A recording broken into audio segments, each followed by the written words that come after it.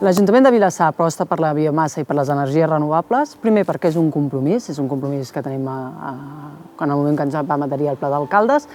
i vam establir que havíem de començar pels equipaments municipals, que són els que més despesa tenen. Un d'ells, i el que més, era la piscina o tot el complex de Can Banús que en diem, que inclou la piscina i inclou el pavelló.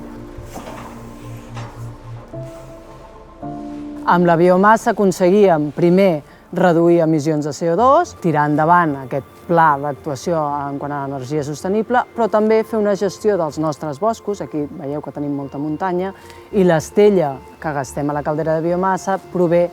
la idea és que provingui dels nostres boscos, amb la qual cosa també millorem la gestió forestal, amb la qual cosa fem tota una quadratura del cercle.